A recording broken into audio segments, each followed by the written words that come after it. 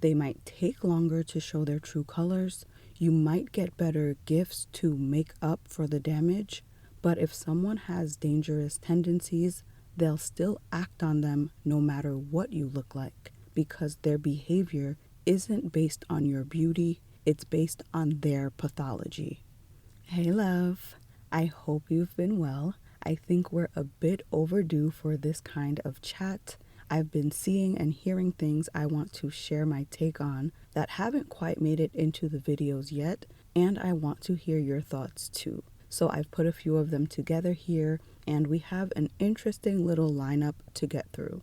So first, we need to talk about the fact that beauty is not the ultimate protection some people think it is. There's been such shock around learning that some gorgeous celebrity women were being treated horribly in their relationships, and it seems like a lot of people felt like being that stunning should have shielded those women from harm. So I think it's really important to understand that whatever you do or whatever you look like can't change who someone else is. Then we need to touch on broke men, specifically dating and marrying them, because I said something in a group of women recently that I didn't even think was controversial, but it clearly struck a nerve. So we need to unpack that, and I want to hear what you think about what I said.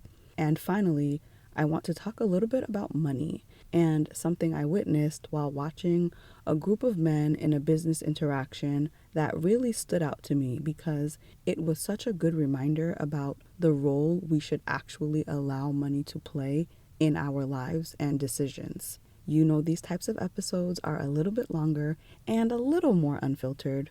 So whether you're commuting, taking a little break, working out, or anything else, if it's a good time to spend some time together and get a little bit deeper, let's just get into it.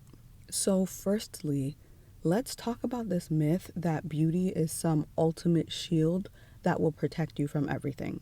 There's been a wave of stories in the last few months. I know you've seen them. Things like Cassie's case in particular, which I'm not going to get too deep into, but it did come out that some absolutely stunning women were being terribly mistreated and physically harmed by their partners. And one thing that really caught my attention during all that time was the shock. But it wasn't shock about what happened, but about who it happened to. I can't tell you how many people, both male and female, that I heard say, "But she's so pretty, how could that happen to her?" Or "What a shame, she's such a pretty girl," or "Come on, man, you don't treat such a pretty girl that way." And that mindset is exactly why I decided we need to have this conversation, because our brains still need to be rewired in that area. Someone else's actions, especially toxic and harmful ones, have nothing to do with how attractive you are. There is no look or aesthetic or whatever that can protect you from someone who's toxic and harmful at their core, because it's not about you. It's about them and who they are. Now, don't get me wrong.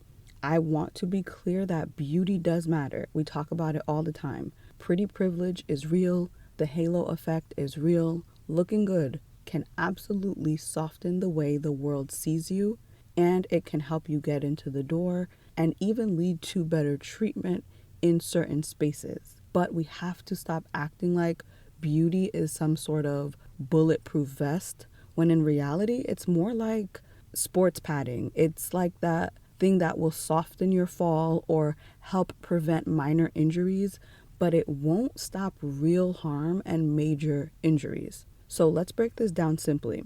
Pretty privilege is real, but it's not guaranteed, because privilege just means that in normal circumstances, you are more likely to experience a benefit, not that you'll always get it. For example, if you're conventionally attractive, you're more likely to get a free drink or be approached at an event. But that doesn't mean it's going to happen in every room you walk into. People may have their own moods that day, their own preferences you don't meet, or issues they may be dealing with that they didn't even see you that day. So again, the special treatment is likely, but it's not guaranteed.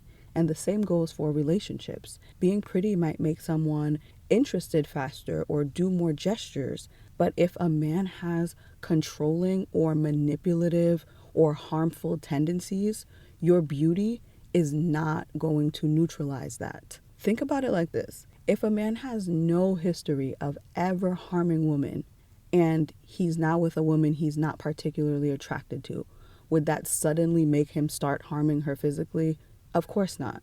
That would sound ridiculous. So, on the flip side, if a man is harmful at his core or he has a history of harming women, your beauty also isn't going to suddenly make him stop that behavior either, because people repeat their patterns. Maybe he'll take longer to show you his true colors. Maybe the apologies after he harms you will come wrapped in Chanel or in the form of diamonds, but the behavior will still be there because it's not about you.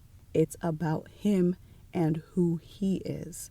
And this is where women need to stay sharp. Don't assume you're protected. Don't allow yourself to be isolated from your people. Look for those red flags, set and enforce those boundaries, and get fluent in pattern recognition. There is another famous woman who married a man with a clear track record of multiple baby mothers, a history of cheating, not consistently fathering or being a completely absent father, but she seemed to think, I'm different, I'm special, I look better than his exes, I'm richer than his exes, he'll treat me better. And lo and behold, fast forward a few years, he does the same thing to her because he's still the same man. You can swap out the woman 100 times. If he's the same person, he will exhibit the same behaviors. And good on this woman for leaving.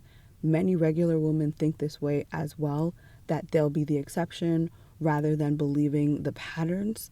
And they don't always have the means to move on or bounce back in the same way as some of these wealthy women. So yes, pretty privilege exists, and I would absolutely rather deal with the cons of being attractive than the struggles on the opposite end of that spectrum. But as someone who teaches about the importance of taking care of yourself and your appearance to the best of your ability, I also feel responsible to say, let's not overstate it either. Beauty alone is not it. Without other traits like intelligence, beauty can actually work against you. So let's not raise a generation of women to believe that if their face or body looks a certain way, they'll be immune to harm. Because that belief isn't just naive, it's dangerous. And listen, I have no interest in policing or judging women who choose surgery. I really don't. But I do think a portion of this surgery boom is coming from this false hope that if you can look just right, if you tweak your face or body just right, you'll be exempt from mistreatment, that you'll be loved, respected, pampered, and kept safe because you look good. While everyone has the right to do what they wish, I want you to know safety doesn't come from surgery. Safety comes from boundaries, from discernment, from taking your time, from choosing people based on their patterns and not just your preferences. Beauty can open doors, but you still have to walk through them wisely, because some of these doors have absolute demons on the other side. I could seriously do a whole video on this subject, about all the myths, about the times when beauty can actually make you a target, and about the things we need in our toolkit along with our beauty to give ourselves the best chance of not becoming a victim. So if you want that as a full video in my regular style of videos, write "beauty is not enough" in the comments, and I think I can get that out in the next 1 or 2 videos. So now that we've talked about how being pretty won't protect you from toxic relationships, I want to shift into something maybe a little more controversial, or maybe it's just misunderstood. Let's talk about dating and marrying broke men. Recently, I was at my cousin's birthday dinner. It was a little intimate thing at her home, and I was chatting with a group of women. Some I know really well, and some are more like acquaintances. And we ended up talking about a few women we all know in common, and we were noticing how each one had either broken up or divorced in under 2 years, and in one of them, the marriage didn't even last 1 year. Can you guess what the common thread was in every single one of those relationships? The women were doing well for themselves, educated, employed, thriving, but they all dated or married broke men. And to make things even worse, these men weren't even extra attentive. They weren't putting in extra effort in other areas. They were literally just there, taking up space and slowly draining these women's time, energy, peace, and resources. And yet, somehow, these smart, accomplished, kind hearted women got sucked into the idea that it's somehow noble to hold a man down, or that being too picky was the real problem. And so, while everyone was saying, "Can you believe that?" or "Things went downhill for them so fast," I said, that's what tends to happen when successful women couple up with broke men. And there was all this gasping and mouth covering and wide eyes. And I was like, wait, what is controversial about that? And now I have to get into a soft rant for a second here because I found out what it was. After a bit of conversation, I realized what they thought I meant. And I have to say this: we need to stop letting silly social media hot takes redefine what words like broke mean. Just because someone can't take you on 10 luxury trips a year doesn't mean they're broke. We've let internet usage butcher the English language and redefine what words actually mean, okay? Rant over, but I had to say that. When I say broke, I'm not talking about men who make less than 6 figures. I'm not talking about guys who are working hard, building, making their $60,000, their $80,000 salary, whatever it is. Men who are living within their means, paying their bills, showing up for themselves and showing up for you. That is not broke. That is a regular working man with a job and self-respect. When I say broke, I'm talking about chronically broke. The man with no stable income in years, no drive, no plan, and no ability to take care of himself, let alone contribute to a relationship. Here's what I always say and what I'll keep on saying. If a man is not proud of who he is, where he is in life, and how he's showing up in the world, he will not be a good partner. I don't think that's controversial either. If someone is not happy within themselves, what kind of energy can they possibly bring to a relationship?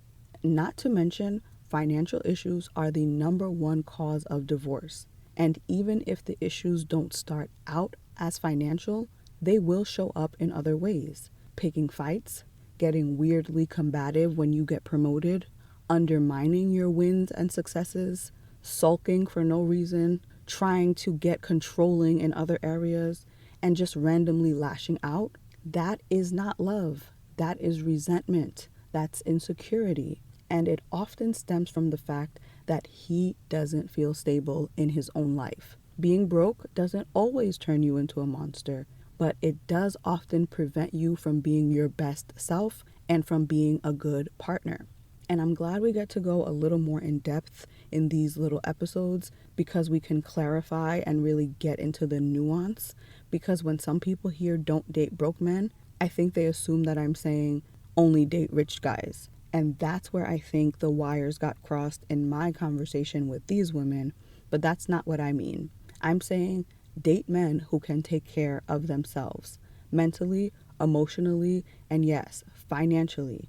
Not men who need to live off of you to have their basic needs met. Not men who need you to maintain their lifestyle. Because the truth is, a man who is not financially stable is often unstable and unreliable in other ways.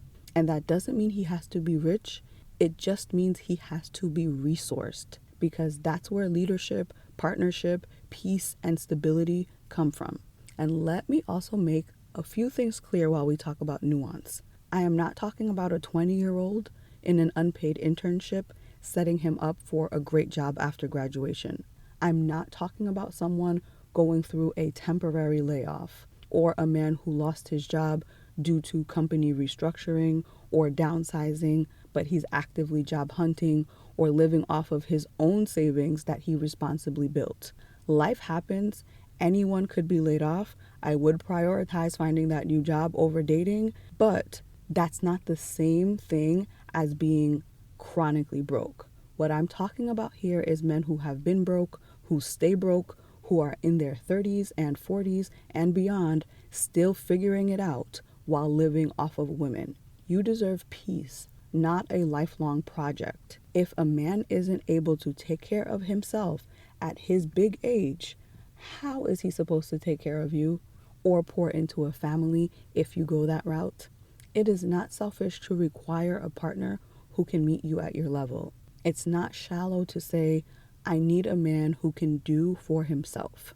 So after discussing this, do you think it's controversial to say, don't date broke men? I really don't think so. If they can handle their responsibilities and stand on their own 2 feet, great. But if they can't, I don't think that's a man ready to lead, love, or build with anyone. And that kind of rolls us right into the next point where we talk a bit about money, especially this money over everything mindset that is becoming more and more prevalent in some societies. Because while we've established that money and stability is important, we should also remember that it isn't everything.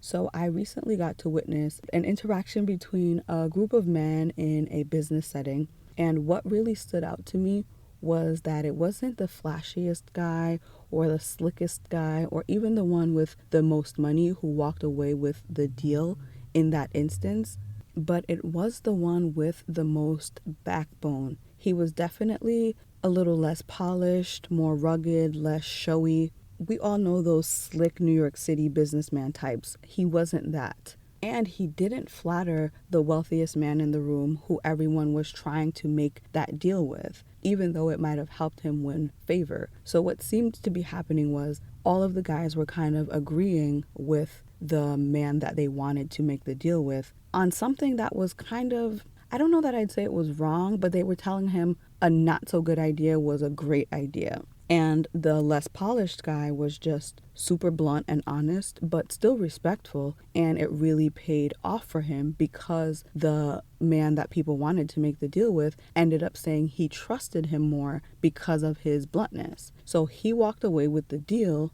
Why? Because he brought something to the table that's a bit more rare these days, which is integrity. He is a foreign man from a country that is still deeply old school and where word is bond is not just a phrase, it's really a lifestyle. So he was no frills, not performative, not a lot of finesse, just direct, principled, and of course he knew his stuff. It's still a business transaction. And you know what? Even though the richer, slicker men in the room were upset they didn't get the deal, they were also impressed with the blunt guy. I overheard a few of them say, "Can you believe he actually said that? Wow, the globes on that guy." It just kind of reminded me that even in a world where we act like money is the end all be all, character can still win. Realness still resonates and truth still carries weight. Now, let's be honest, money is important. There's nothing wrong with wanting to build wealth, grow your coins, and secure your future. I am all about smart money moves. But what I am cautioning against and saying that we should remind ourselves of is not getting into the mindset of money over everything. The belief that once something gets you more money, then anything goes. Whether it means betraying a friend, whether it means taking a coworker's idea or twisting your values in any other way, or tolerating someone else's bad behavior because it keeps a check coming in. It happens all the time in a lot of different ways. What I think is happening though is that it's becoming more normalized, like, oh, you can't blame them, money was involved. Oh, you can't blame them, they had to get that check. And that is a very slippery slope. I think money should be a tool, a very important tool, but it shouldn't be the end all be all. Your integrity, your self-respect, your peace of mind, and your impact on others should come first. And of course, we have to use a level of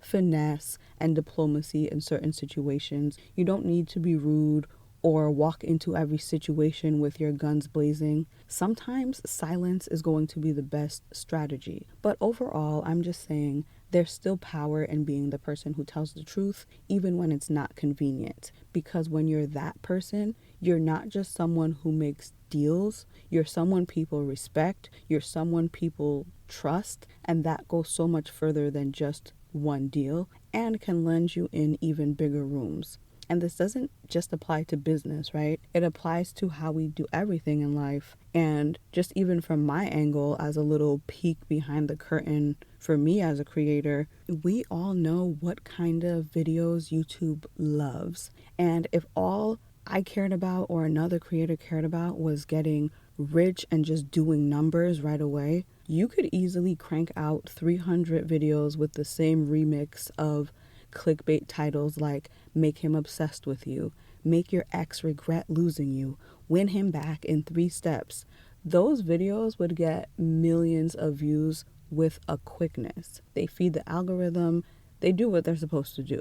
But they also feed into this cycle that keep women focused on external validation over inner growth. It teaches you that what he thinks about you is more important than what you think about yourself. It trains you to focus on making someone else value you instead of valuing yourself. And I refuse to build a platform that teaches that. And if I'm being completely honest, some of these techniques and tactics can work in the short term. That's what gets people hooked. You see a little bit of results, so you want to apply it more, and you can pull someone back in with the right moves, or if you stir up just enough jealousy. But what happens after that? They will drift away again or start mistreating you again, because it's like that kid that snatches the toy they put down away from another kid only to throw it on the floor again, because they never truly wanted the toy. They just didn't want someone else to have it either. And now you've wasted time, effort, and energy trying to manipulate someone into caring instead of just walking away, leveling up for yourself, and going where you're valued without any tricks. And now you're invested, right? Because you've already put so much time and effort into this plan and you're a little stuck. And one phrase I love to repeat is, where attention goes, energy flows. So if you're constantly strategizing on how to make someone else like you more, you'll subconsciously start valuing them more than yourself, because where we put our energy shapes our reality. The more time and energy we spend on something, the more important and valuable our brain believes that thing is, which is why I always want to promote focusing on and pouring into yourself, your loved ones, and the things that make you happy. Okay, so we went down a little bit of a rabbit hole there, but basically, I wanted to point out that balance where it's perfectly fine to make money, but remembering to keep integrity above profit in a way that relates to me, and maybe it can help you think of it in a way that relates to your own life and your own situations. But it's just important to have this mindset in content, in business, in relationships, because there will come a time where the fast route, the shady opportunity, or the money first path will backfire. And if you took the crooked route, you might miss out on better opportunities that were waiting on the straight path. Or your past choices might end up disqualifying you from access to something way better later on.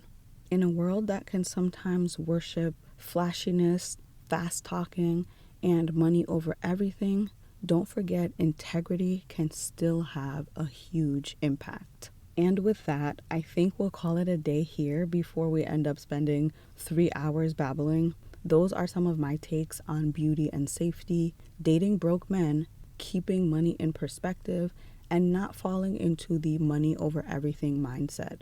Next time we do one of these episodes, I'll answer a few more of the questions that I get regularly.